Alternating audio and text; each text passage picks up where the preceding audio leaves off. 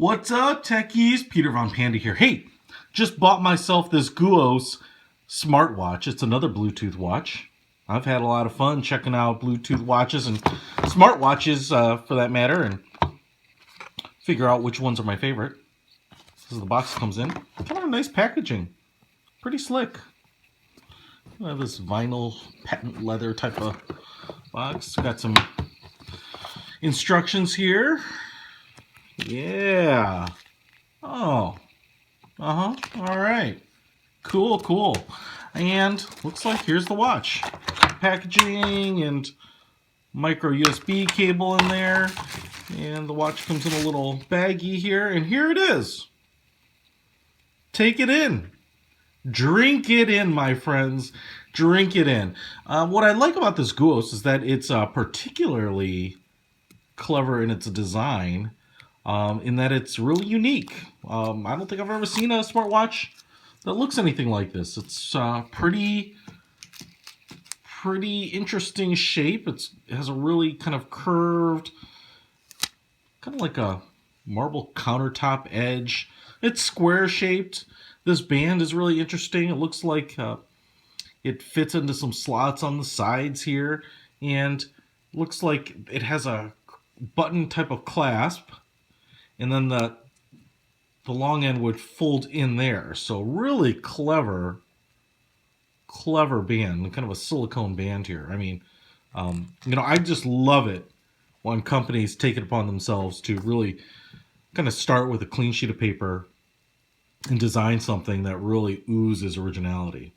So one of the things I can tell you is that, it does kind of bear a little bit of a resemblance to an Apple Watch.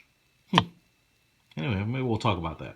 So first of all, I can tell you what, it is about the size of an Apple Watch. And if we just kind of throw it on here, let's get a little wrist shot before we go too much further down this rabbit hole, peeps. That, I'll tell you what, it doesn't fit as well as my Apple Watch, even though dimensionally it sure seems like it's about the same. The band here isn't nearly as soft as the sport band that comes on the Apple Watch.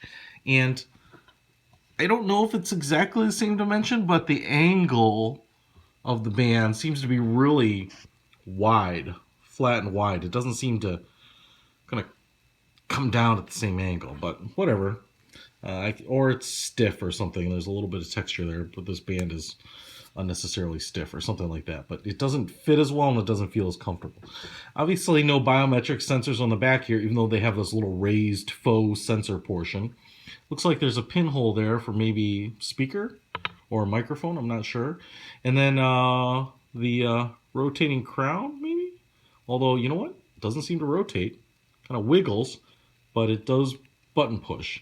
And then on this side is where you've got your micro USB cable, I assume. There we go.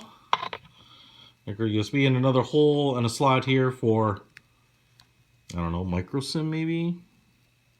Oh, well, let's fool around with it. So there's the button, very much laid out like the Apple Watch. I assume I hold this down. There we go. Welcome.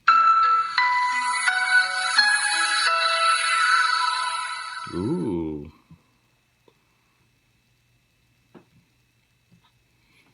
Ooh. Again, the interface here, very clever, very unique.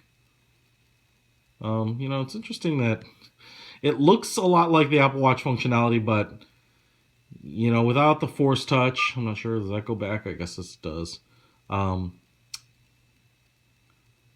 Calendar kind of works. Nothing's super smooth on it, but, I guess if you hit that from there, it just goes off. Context. They've clearly copied the icons, but it doesn't have any of that flow. Like, I can't spin the wheel around or anything like that. If we go in here, settings, please install Bluetooth Notice app and remote device. So clearly there's an app that they want you to install. We'll see if we can find that. Here's the search new for Bluetooth. So I think one of the problems that I've had with some of the other Bluetooth watches is that their interface with iOS tends not to be very good. And I don't know if that's because they can't get the app through the App Store or whatnot, but from what I've heard is people have said that they've had better luck with these types of watches on Android. Now, this thing wasn't very expensive, and I'll point out a few reasons why. One, the band isn't very comfortable, and two, the finish on this watch is clearly like a metallic paint. It doesn't feel super heavy, doesn't feel heavy or thick like an Apple Watch, but you know, even on the low end Apple Watches, they use Gorilla Glass, and this feels like not Gorilla Glass, like kind of cheap plastic. This kind of feels like cheap plastic, as you can see, just with like a very shiny paint, which almost is too shiny and too metallic and flaky to be, you know, confused for bead blasted aluminum. The button here actually feels a little, doesn't feel too bad. It's got a kind of a squishy click.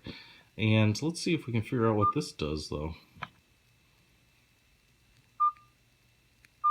You know, apparently it's kind of like a mode button. It just scrolls through the different options. That looks like a camera. I'm curious. No, okay. So that's it. That's the form and function. That's all it comes with.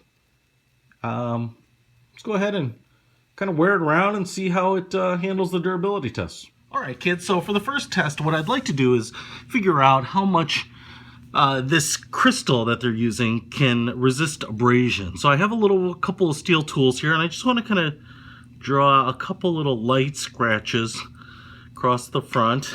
And you know, I don't see anything. You know, put a little pressure on. I don't know if it's Gorilla Glass, but it certainly seems to be harder than just regular plastic, so that's good. No problems with that. Let me try this one. So now we're going to just give it a little bit of a harder abrasion here on here.